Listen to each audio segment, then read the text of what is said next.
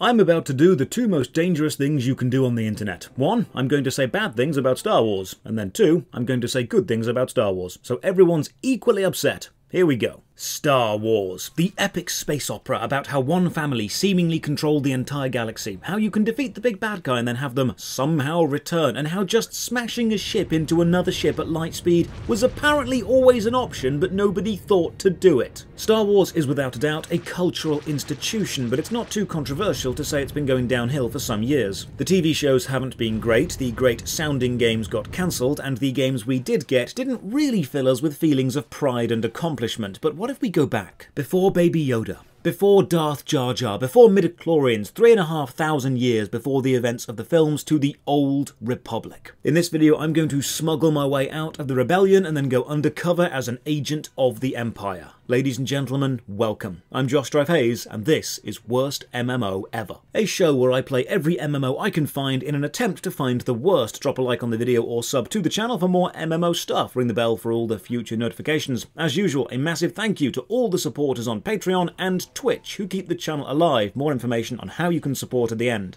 For now, let's begin. There are certain narrative setups which just lend themselves to adventure. Pirates sailing the seas, archaeologists exploring tombs, spaceships seeking out new worlds and new civilizations. The vast openness of the possible. Star Wars is a perfect foundation for an MMORPG. Endless planets, races, and stories. The only pitfall they needed to avoid was artificially shrinking the size of their universe by making everything revolve around a small, single, powerful family, and thankfully they were smart enough to set this game thousands of years before the film. So let's look at the strongest element of the Old Republic first. It's a Bioware game. The absolute titans behind Baldur's Gate, Neverwinter Nights, Mass Effect, Dragon Age, and Star Wars Knights of the Old Republic. These guys know a thing or two about narrative design. Story-driven, choice-filled, companion-heavy RPG games, but how well does that translate to the MMO space? Let's find out. First off, pick a side, Galactic or Sith. I'm going to choose both, but I'll start, nice and simple, with Galactic. Now to choose a class, or origin. Each side has four main classes. The Republic get Troopers, Jedi Consulars, Smugglers, and Jedi Knights, and the Sith get Bounty Hunters, Inquisitors, Imperial Agents, and Sith Warriors. And each of these classes has further specializations within it. The Trooper can specialize into the Tanky Vanguard or the Damage Healer Commando. The Sith Inquisitor can go for Lightning Damage Healing Combo Sorcerer or Tanky Assassin, so there's lots of choice within playstyles. And class choice matters a lot, because the Old Republic is, at its core, a story-driven game, and each class gets a totally different main storyline. Indeed, completing all 8 main storylines is needed to unlock legendary status and earn a special in-game portrait. So this is an MMO that is encouraging you to play every class. It might actually help to not think of the Old Republic as a traditional MMO with a traditional open world. It's very much a story game with multiplayer elements. It's an online RPG with other people. And as in most Bioware RPGs, you'll be making dialogue decisions that affect the progress of that story or that specific event. We'll see how these matter later. For me, Star Wars means cheesy pulp adventure, so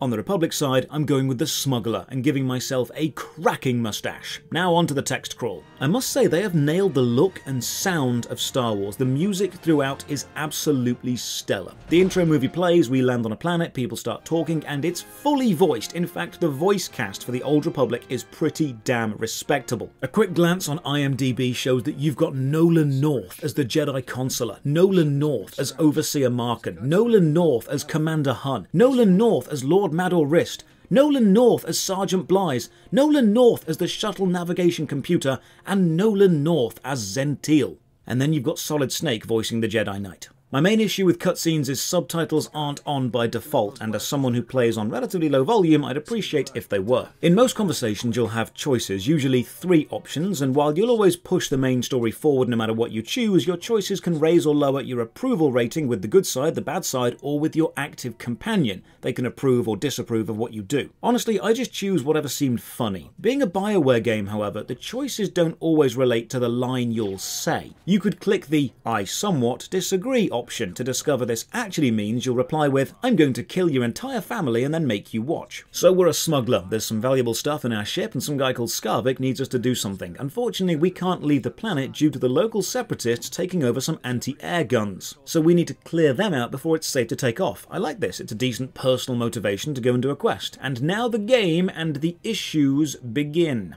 WASD movement, space to jump, tab target combat, skills bound to 1 to 9, left click spins the camera independent of character facing, right click locks it to the camera, pretty standard stuff so far, but text dump tutorials. So many text dump tutorials.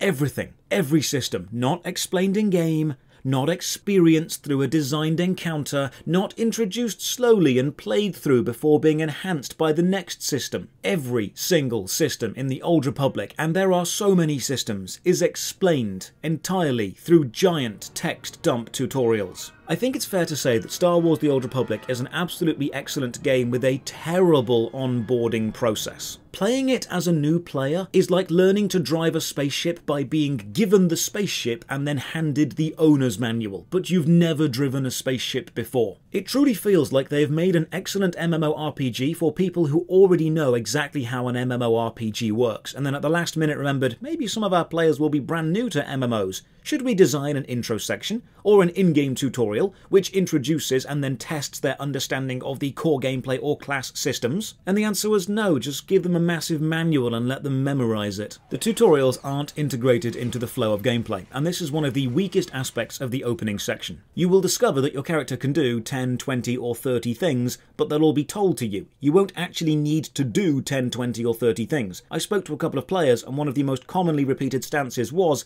Star Wars The Old Republic is probably one of the only MMOs you can play without understanding half the systems, because the game makes no effort to put you in any position where you actually need to use them. As far as navigation goes, you have a local area map, which can be expanded into a general zone map, which is very nicely laid out, but we will find issues with this later. And the in-game mail system throws me some free gifts, which, while nice, means my inventory is already a third full, and I've done nothing. The main storyline is a purple triangle symbol, side quests are yellow triangle symbols, and even shorter side quests do still have fully voiced cutscenes.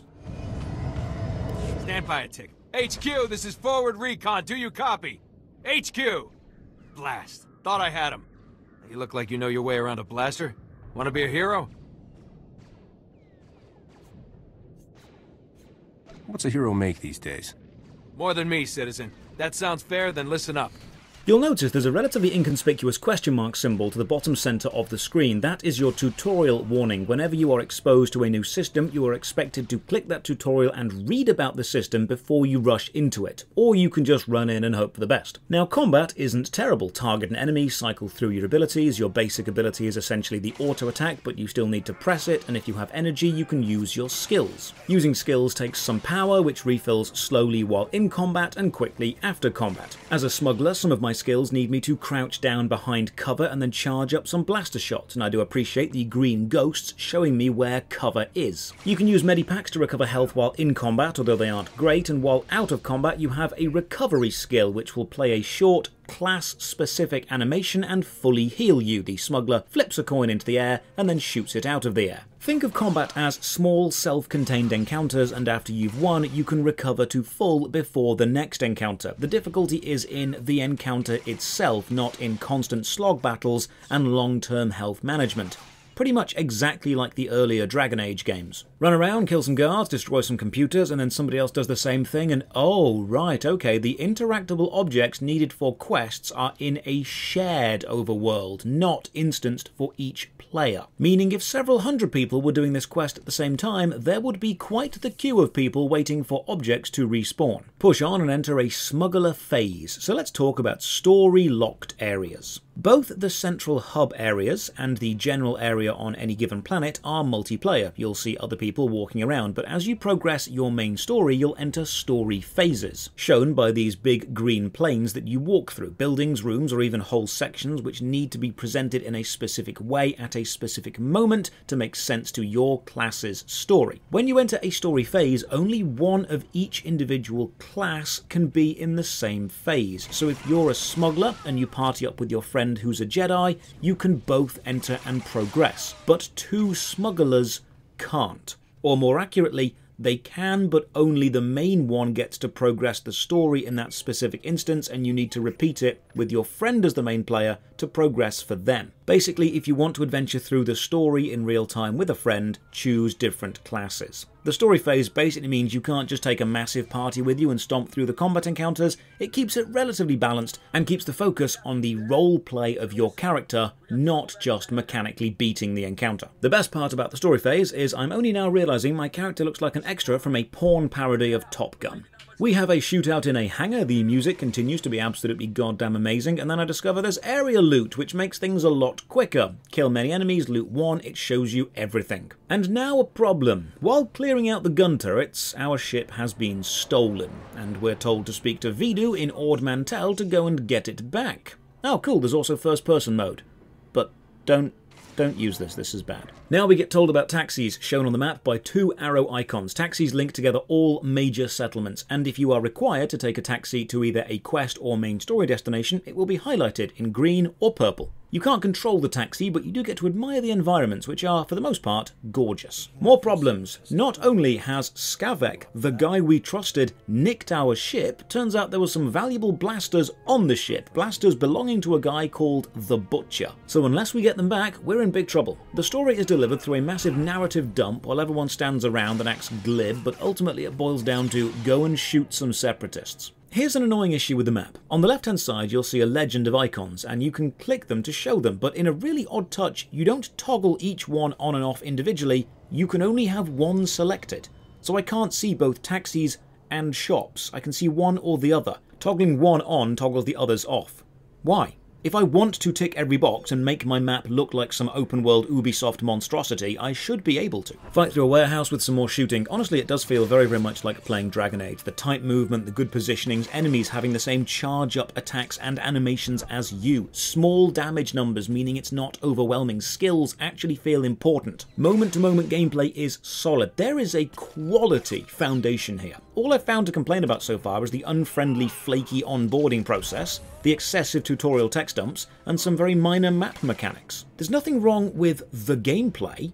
The problem exists with the way the player is introduced to the gameplay. Get some better items and see a handy-dandy green arrow on the inventory screen showing if an item is just straight up better than what you're currently wearing. There's lots of stats, but none have been mentioned so far, and I seem to be doing fine, so I'm just going to ignore them and hope I keep doing okay. Ah yes, the flirt chat option. Literally always the correct option. Slightly jarring to end the convo saying farewell, and then she just stands there. I'm thinking making this an MMO actually took development time away from making the best Star Wars story game, and you end up with weak aspects of story and weak aspects of MMO blending into each other. The journey to recover our ship continues. We break into a security facility following the trail of breadcrumbs to find Skavek, and hang on, can other players appear in story cutscenes?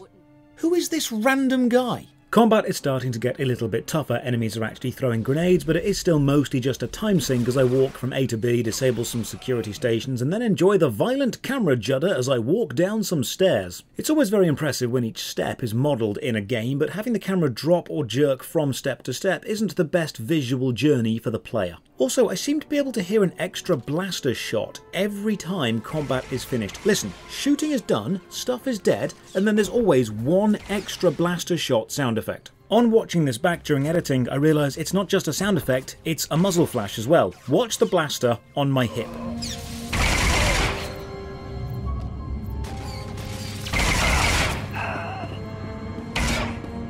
And now a mini-boss with a cutscene and everything, properly hyping it up. Surely a complex fight, but then, no, not really. Master, my sensors indicate this individual's armaments were recently used in combat, initiating defense mode. You killed those men, didn't you? Forsen, do your thing! Combat protocols activated.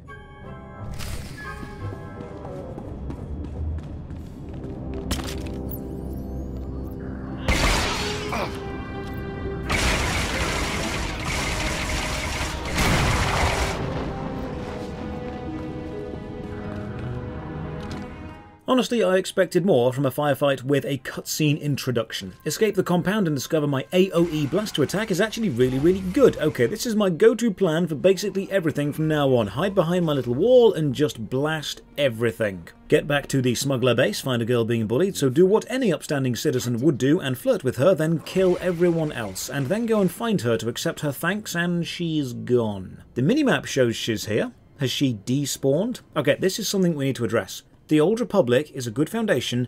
with a lot of smaller bugs. NPCs sometimes don't spawn or despawn. Sometimes you'll fall through the floor or get stuck. Graphical issues like sometimes you don't draw your blasters and they shoot at the floor as they remain on your hips. Walking animations where after you leave the taxi, your arms stay down by your side. They're not game breaking, but they are frequent. Apart from this non-spawning quest NPC, which actually is game-breaking and I do need to restart the game to get her to come back. This young attractive lady gladly flirts back with me, and this means she is definitely going to stab me in the back later, probably soon. Don't be shocked when her traitor twist is revealed. Corso, our trusty sidekick, gifts us a cool blaster and our hunt for Sarek continues. Honestly, I just want my ship back. I want to be a smuggler. Why are you making me play amateur detective? This is not what I signed up for. Everyone tells me the smuggler storyline is not anywhere near as good as the Imperial agent, so don't worry, I will get around to the Imperial agent later, and believe me when I say it is not only one of the best MMO storylines I've ever played, it's one of the best RPG storylines in any Star Wars game. Now a new system, item modification. Right-click on an item, like this blaster, to see what modifications you can add. New barrels, new power crystals. Again, this is another deep system, not explained through gameplay, but just through text dumps. And everyone tells me that modification used to be a system that required you to go to a specific console and access it from there, but now you can just do it from anywhere, so it's kind of taken away the mystique of it and replaced it with just confusing, overwhelming whenever you want. So let's just nail down my main issue with the Old Republic. There is no question that this is a good game, with a lot of deep, complex systems and a great variety of player choice. My issue is only how those systems are introduced to the player,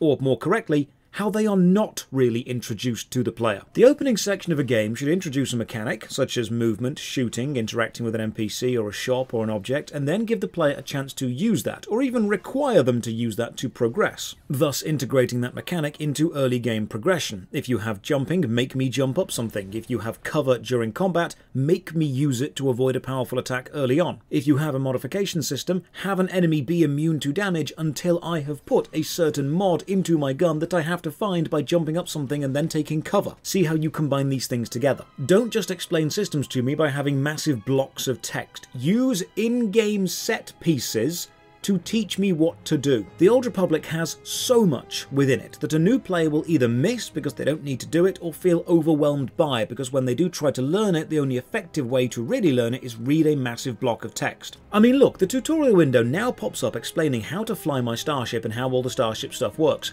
I'm not on my ship yet. I'm not in space. I haven't even got my ship. This isn't the right place for the tutorial because I'm not going to remember this later. And even if I was on my ship, this is the most boring way to do this. Just giving people books and saying, here, read, learn what to do, that doesn't work often. You're a video game. Your strength is in having sections where you teach me to fly by having me fly. I'm going to be harsh because you're a Bioware Star Wars game. And if there's one company with the early game design knowledge and one franchise with the money to pull this off, it should be a Bioware Star Wars game. Meet some mad scientist on the beach, grab some explosive chemicals, and then lament at my inventory being filled with so much junk already, and so far I'm feeling a sense of so much potential, which won't be seen because the journey to that potential is bad. I mean, look, the customization of the UI elements is incredible and extensive. You can lock elements to a grid, but you can also change the grid itself, flip elements around, horizontal, vertical, change opacity. You can make the game look however you want.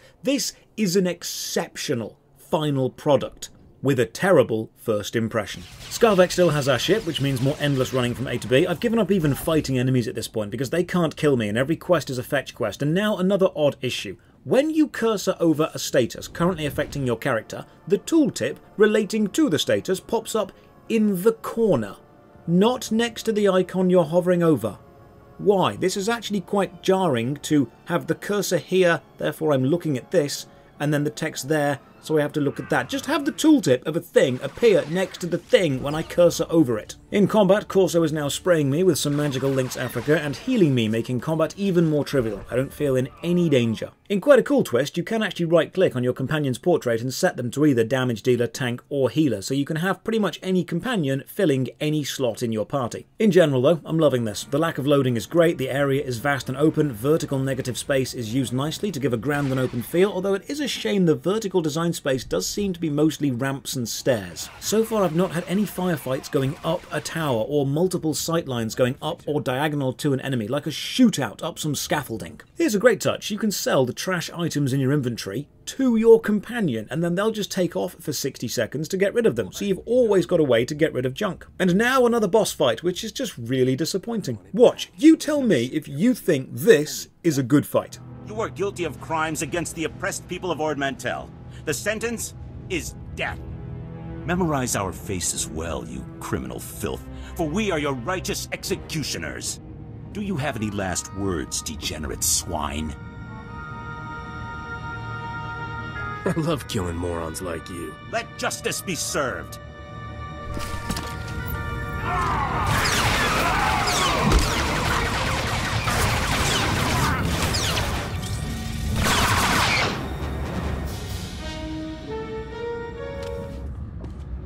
I surrender! I surrender! Please! I don't want to die! He left in your ship. I don't know where he went, but I can guess who does. Skavik has a girl at Fort Garnick named Cyrena. Oh no, Cyrene's, the girl who flirted with me, is actually a spy for Skavik. Who could have seen that coming? So we kill some more people and get back to finding our ship. Here's why the smuggler opening sucks. You don't have any emotional connection as a player to your ship. You're just told you need to get it, and then you have a rare blaster on it, and then you're told who can help. None of the events of this opening have happened because of my choices. This is entirely reactive. I'm not smuggling anything. I'm going from place to place because other people have told me to go there. It's not even a hidden tutorial. It's basically walk around for 6 hours from NPC to NPC, occasionally killing things, and eventually you might be able to play the class you signed up to play. Confront Cyrene's and ask why she's helping Skavik. Get fed up of being so nice, so I shoot her in the head, which Corso disagrees with, but I've given up caring what Corso thinks. I do appreciate how the game does give you the ability to kill NPCs in cutscenes because you just want to do that. In fact, you can kill NPCs as an Imperial agent, and your companion actively encourages you to do it. We then get even more text systems dumped onto us. Will these text dumps be immediately useful? No, of course they won't, but it has been a while since the game threw some text at us, and it wanted to check we still knew how to read. I do, however, get told about flashpoints, and here begins the process of completely messing up the narrative flow of my own playthrough. Up until now, it's been a story game, plot point to plot point, and while these plot points may be tedious in some aspects, they've made sense and had a defined structure. Even the side quests have been related to the place I'm in. But now, that's about to change. Flashpoints are the game's early dungeons. They are short, self-contained adventures for teams of players, and if you don't have players with you, they will fill those spaces with AI companions. The tutorial has told me I can queue up for flashpoints, so I do that, and the queue pops almost instantly, and I get whisked away to some random ship to talk to someone random, and then the Empire attack, and now we're fighting through a ship, and yeah, the experience is cool, but the narrative structure the opening existed within is now just completely gone. The whole find my own ship storyline was so I could get off the planet. And if you've just teleported me directly onto another ship, it kinda undermines the whole you're stuck on the planet plot point. So I fight through the ship, and I enjoy this control panel explosion, followed by a very delayed ragdoll physic flinging of this NPC, and then I meet this NPC, who looks like the human form of Shrek. I also like how when running down, the Imperial boarding ships crash into the side of our ship and soldiers pour out, and then how you're given a choice to save people, but you're told doing so will make the mission harder. Moral choices affecting gameplay difficulty is a decent level of role-playing, but then I have to pop off for dinner in real life, so I quit the game. And when I load it back up, I spawn in at Garrick Space Station, a place I've never been to before. Now, it put me here because the Flashpoint is a temporary dungeon and Garrick Station is a permanent place, but my main story mission is leave Ord Mantell and get to Garrick Space Station, but I'm here, because leaving the Flashpoint put me here. So now I need to find a way to get back to Ord Mantell, the planet I was on, so I can get a ship to Garrick Space Station, where I currently am, so I can continue the quest to find my ship, which I need because without it I can't explore the galaxy, despite the fact I can apparently just teleport onto other ships at will. Are you seeing how a brand new player, especially a player new to the MMO genre as a whole, might find this a tad confusing? And all of this happened because the tutorial pop-ups decided to explain what flashpoints were at a random time when I hadn't discovered them naturally through the gameplay. This is a perfect example of why you should make a player play through a system when it fits into the narrative structure of your game and not just throw it at them via text. I spend ages running around the Republic Fleet Central Hub. Bodhi asks me if I'm the real Josh, and I have a difficult time replying because chat for free players is heavily limited. You can talk in the opening planet, but in this area, the main central hub, you cannot use general, or yell, or say, or even private message most players. You can talk in groups during content and that's about it, so we communicate via emotes and then say our goodbyes. Eventually I manage to find the departures lounge and make my way back, where I get attacked by 2 bounty hunters, but just to test I stand in the crossfire, proving that early game combat encounters are meaningless because you literally cannot die. I'm not saying early game combat should be brutally hard, but it should require a little more tactical thought than this. Take a ship to the main Republic fleet and another tutorial pops up. You can get a speeder, level 10 if you're a paying member and level 20 as a free player. Paying players also have the emergency fleet recall ability, which lets you return to your team's central hub at any point. Free players can buy single-use passes to do this from the shop. We'll look at the shop and monthly membership later on. The hunt continues. Hop into a taxi and Corso just straight up disappears. Maybe he's a ghost. Maybe animating a companion getting into a taxi was just too much. Maybe the real Corso was the friends we made along the way. Have a quick dance in the cantina and then see, oh, Corso has a quest symbol above his head. You can chat to your companions to advance a plotline with them. That's a very Bioware touch. Meet some criminal dude called Darmus. He's playing a card game with the cards from Battlestar Galactica, and then we stand around and talk at each other for 5 minutes. The world is amazing, and yet the gameplay is mostly running. My god, so much running. Break into more prisons and meet this supercomputer whiz lady. She has the ability to change data records and asks what we want to make Skavek look like. So I say, make him look like a Sith spy on all worlds. He's not a Sith spy, he just has our ship, but I'm vindictive and want to ruin the rest of his life. I then get told that at level 10 I unlock my family legacy, and at 50 things really get going. Let's just focus on the low levels for now, game. I think this highlights how the MMO design has hurt your story design. You're telling the player who's enjoying a slower paced, involved story, hey, when you finally reach 50, the game begins, and they're going to think, oh great, hours of dull slog and simple combat left to go. We get sent to find some Black Sun holo recordings because someone needs them for some reason sort of related to Skavek, and my inventory is full, but I can buy more inventory spaces with cartel coins. So let's look at the shop. The Old Republic is free to download and play right now, but the free part should really be considered a demo because there's a lot you can't do as a free player. You can't talk in most chats, you can't even equip the epic items that you can find in the low-level flashpoints. You can't return to your central hub at will, and while all those things are included with the monthly subscription, there's also a cash shop. You can buy cartel coins and then spend them, because otherwise how can they sell you awkwardly sized packs of coins and make sure you're always slightly over or slightly under what you need? Now the shop isn't pay to win. You can't buy anything that makes you incredibly powerful. You can buy everything individually, or you can take a risk on the loot boxes of those things. Meaning you could buy individual bits of armor or mounts or weapons or companions or pets, or you could buy the loot boxes of those things, potentially getting something very rare for a good price, but most likely getting something very cheap for a higher price. Essentially you're paying for the mystery. Oh, and that line about not being able to equip rare loot even if you get it as a drop,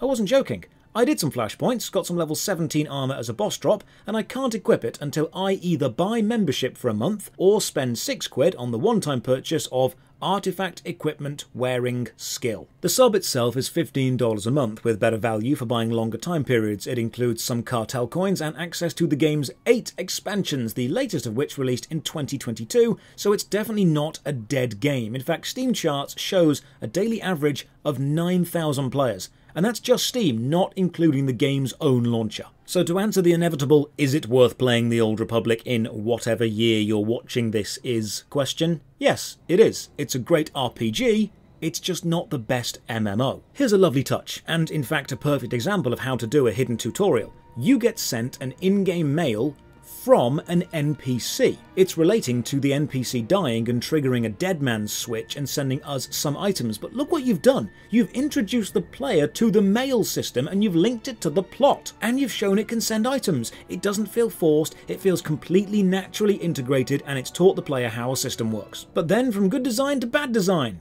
See the galaxy map flashing at the top of the screen? I go to click it to stop it flashing because I assume the flashing means new information, please click here. But I can't click it because I don't have a ship. So I literally cannot stop this from flashing. I just want my ship. Every story element is beyond my control, so I'm just speedrunning this now. And finally, thankfully, I die. Good. Combat now needs attention. Let's do this. Find some holo recordings. Skavek has sent some assassins to kill a policeman, so we go and find him to keep the trail to Skavek hot. And when we do find him, we get deputized and ordered to help him. Okay, I'm a smuggler, and the opening section of the smuggler's story is, be a detective, congrats, you're now a policeman. This is the opposite of what I wanted. None of my choices really matter, and now we get told that Skavek has stolen a ruby and we need to hunt him down and, okay, hang on, I've just realised something. Skavek is having the adventure I should be having.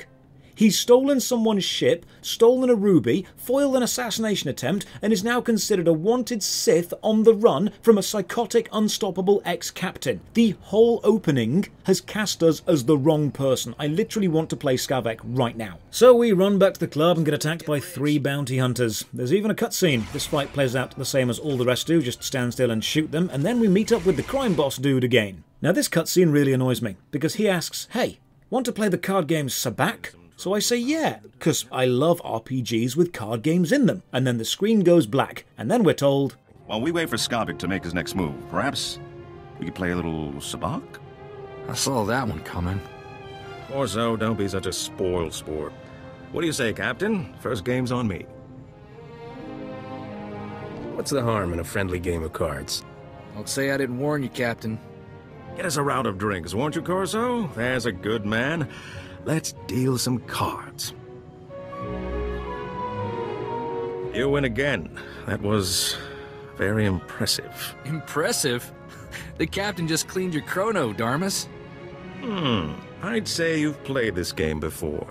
I don't even get to play the game. I'm just told I'm great at it. Come on, Bioware, that is weak. News comes in that Skavek is sighted in the Justicar sector, so we head off. Here's a nice touch. A sign of decent player-friendly polish. Pressing M brings up the map. While standing still, the map is opaque. When moving, it goes transparent so you can see through it and see where you're going. That's a small touch, but it shows the design team not only understood the function of the map, but also the way players were most likely to use it. Our underworld informant is called Jik. Her brother has been kidnapped and we need to go and get him back before she'll help us find Skavek, so to do that we need to destroy some cameras, and then another twist, the Justicars are working with the Empire, and I don't care. I literally just want my ship back. I have no emotional connection to any of these people or their allegiances. Right now, all I want to be is Skavek. We get told that Skavek was seen in The Works, so we head over. I was expecting a discount bookstore and instead got some sewers. And finally, after 6 hours, we catch up to Skavek. And what does he do?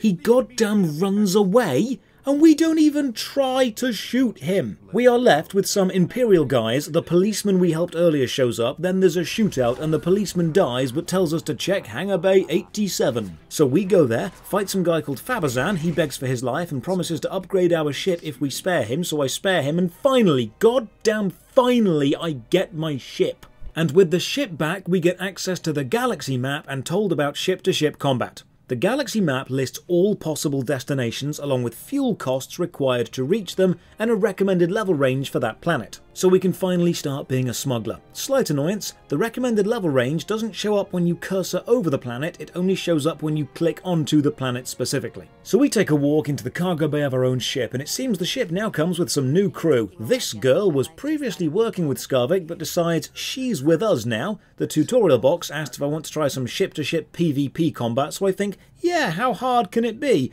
And I queue up. And I should have known by now. I should have realised. It's the same design principle as the rest of the game.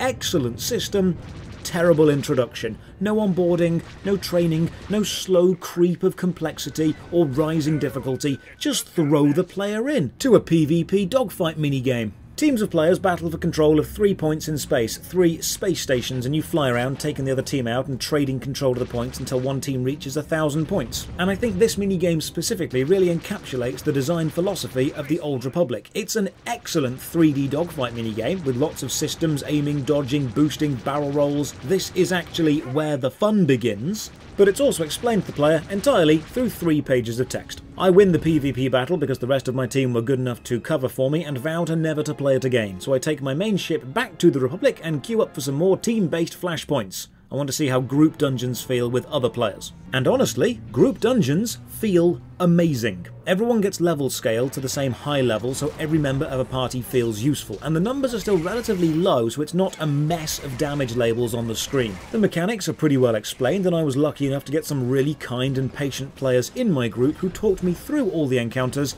and I had a great time. Either the community is actually quite inviting, or I got very lucky and happened to find a lot of people who were willing to be patient with me. I took out some mobs, died to a turret, waited to be respawned, and got taught to just suicide after killing the final boss to make the journey back to the start a bit faster. And look, flashpoints now actually make sense. They are dungeons, but you access them from the main hangar deck which I've just arrived at within the narrative, and each ship leads to a different flashpoint because you are basically a volunteer strike team being dropped off to do stuff. This makes so much sense. Holding back the tele to flashpoint ability until the player has journeyed to it once on their account would prevent so much confusion. So now I just queue up for a load more flashpoints, and I can only access the first one because I'm still a low level, but this is a fun experience. It's just a shame it took me 6 hours of running and 1 major narrative break of queuing to get here. Star Wars The Old Republic is a great RPG that is poorly ported into an MMO. It is terrible at helping you see how great it actually is. But there's still one thing I need to do. The Old Republic is a story-driven game, and while I think the smuggler story is rather dull because you're not even the main character or the one doing the smuggling, everyone has told me the Imperial agent storyline is substantially better. So I started a new character and played through the Imperial agent main quest, reading all the dialogue, watching all the cutscenes, and properly immersing myself. Here's a breakdown of my 8 hours as an Imperial agent. First and foremost, the voice is perfect. Secure transmission established. This is Keeper. We may speak freely, Agent. Prepare to receive your orders. I take it you're my handler? Correct. I'm speaking to you from Service Headquarters on Drummond Cast. I'll be directing you personally on this mission. I like to think you'll be Troubleblade. You'll be bloodthirsty, treacherous. Because I could enjoy keeping an eye on a bloodthirsty, treacherous pirate. Do what you want, just stay out of my way. What should I think about now? Don't worry. You don't have to think anymore. I don't have to think. Thank you. All you have built here, all you hope to control, it falls apart as easily as a human life. An hour ago, the Minister of Intelligence dropped to his knees and wept before me. You would do so too, if not for fear of being humiliated. Your dissatisfaction is clear, my lord. It will be remedied. Now I'm asking you humbly to leave. These people are suffering in your presence. I will leave my domain at the moment of my choosing, Keeper. You, Agent, you were the one sent to Hutter. Is that correct? That's correct, my lord. I am Darth Jadus. You served me well in your dealings with Nemro. You will serve me well again. I serve Imperial intelligence, not the Sith. All the Empire serves the Sith. Even your handler has learned this. We're basically an Imperial James Bond with a license to kill. We're sent to infiltrate the Nemro Hutt crime family because the Empire want to leverage their planetary exports. We take on the persona of the legendary pirate the Red Blade because apparently they're on the other side of the galaxy, and after breaking in you need to disable 3 hidden listening devices. But they're hidden, so you just break stuff until you find them, which makes complete narrative sense. Then we go and kill some guards at a mine and steal some uniforms, then there's a stealth section, and then we befriend a doorman who asks us what working for the Empire is like because his 2 sons have started trading careers with the Empire, so we butter him up and tell him it's great, and you actually get quite connected to this guy. And then we get a message from HQ telling us the doorman's sons angered a Sith Lord, one of them is dead and the other is paralysed. So we then use this knowledge to threaten the doorman into telling us more stuff about the gangs by saying, hey, be nice or your paralysed son gets killed as well, which is brutal, and then I get stuck in the floor, like in the world. I open the map at the exact time I go up a step, and my character somehow glitches into the step. And then my character stops moving. And then the screen goes black. And the UI still works, and I can see on the map that I'm spinning around, so I log out. But this phenomenon persists throughout logout. It even persists throughout closing the game and restarting it. So many bugs. I have to queue up for a flashpoint and then return to this point from the main area just to carry on with it. Eventually, the real Red Blade shows up because the intelligence was bad, so we kill him and then get called to see Darth Jadus. We murder a slave rebellion leader, then get called to the Sith Temple, and the Sith City is so much cooler than the Galactic Federation. Seriously, play the Sith just for the environments. In a fantastic bit of role-playing, I tell Darth Jadus, I work for the Imperial Intelligence, not for you, and he straight up kills me to prove a point. More missions and oh man, you can be such a dick if you play as the bad guys. You're military, right? You've got that in charge kind of look. And the weapons. I'm not military. I'm from Imperial Intelligence. I see. You're going to make me mysteriously disappear. Samara, be careful. You need to take this seriously.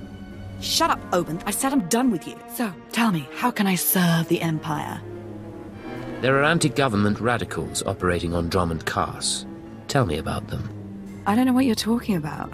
My dad's the one who always complained about the government. Anyway, if you want to talk to Theodore, not sure what I can do. He isn't seeing a lot of visitors. I tried to ask nicely, but I'm running out of patience. What the? What did you... what? I was wondering when you were going to get around to that. That's enough, please! Tell me what I want to know. No, please. Look, Dad's workshop is in Lord Gratham's estate. I've got codes to get in. You can get a keycard from the guards. That's everything I know. Just stop. Was that so difficult? I take on a solo flashpoint, get instructed to commandeer an Imperial vessel to intercept another vessel. The captain of this vessel disagrees, so I get to, should we say, relieve him of command. Stay calm, Ensign. Everyone stay calm. No threats found. The bridge is now secure. Tell me, who's in charge? I'm Captain Revenant Orzik. I'm pretty sure I know what this is about. For the record, I take complete responsibility for my actions. I understand, Captain. If nothing else, that should make it easier on the crew. I'm glad it's worth something. You're here because of the Moff, aren't you?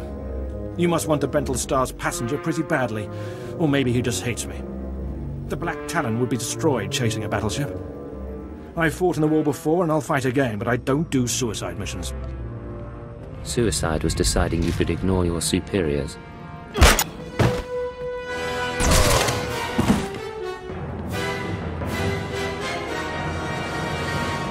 The captain's dead! The captain's dead! Shut up! You have our attention, sir. What would you have us do? Let this be a lesson. Your only hope for survival is complete and utter loyalty. Yes, sir. Yes, sir. In accordance with Article 27A of the Imperial Code of Military Conduct, command of this vessel has been lawfully transferred. New orders are being downloaded to your consoles. Priority 1, intercept the Brental Star. Bukhara, do as the droid says and prepare to jump to light speed.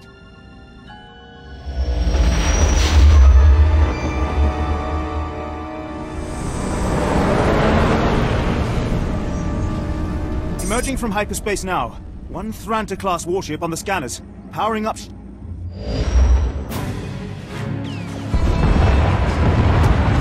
Enemy is firing. Turbo lasers, missiles, and what looks like transport pods. I'm not sure. The pods are a distraction. Return fire. Aim for their power generators. So long as they're damaged and we're not, we have the advantage. Lieutenant, Captain Silas, sir. Engineering is reporting blaster fire. They just cut out.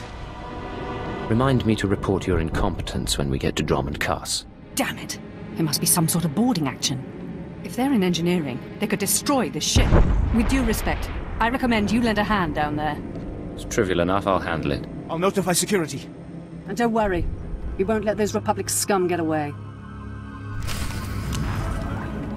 Fight through a ship, find an Imperial defector, and then this awesome moment where a transport ship flies into the hangar I'm in, almost killing me. So I report all this to High Command and, okay, I have to admit, I've left out a lot of that story because it's really good and I want you to play it. Because the Imperial Agents storyline isn't just one of the better MMO storylines, it's one of the better RPG storylines in general gaming. The Old Republic is worth downloading and playing for this story alone. Ultimately, the Old Republic is an RPG. It's a single-player RPG with a chat function and some multiplayer bits. The MMO part has had years of tweaks, patches, and updates, and now it's deep and it's complex, with no route to really understanding the depth or the complexity built into the game beyond reading and just asking around. Honestly, the players seem to care more about onboarding new players than the developers do. And now I need a score. I need something which says, it's a great product worn down by years of updates. It's something the community care about more than the creators. And while there's a great story buried in there somewhere, it's bogged down with so much filler and so many unexplained bits you'll sometimes struggle to enjoy it. I need a score which says, it's great because the foundation is great, but it's been neglected over the years, and a new fan won't really know what's going on because the creators don't seem to have put any effort into making sure new fans are up to speed, and it sometimes feels like they're relying on nostalgia more than good modern design. And I think I've got that score. So to end the review, I will award the Old Republic Star Wars out of 10. Thank you very much for watching. Another massive thank you to all the supporters on Patreon and Twitch who keep the channel alive. You can support from only £1 a month. Check the video description for links to the Patreon, Twitch, Twitter and our Discord. And as always, may the Force be with you.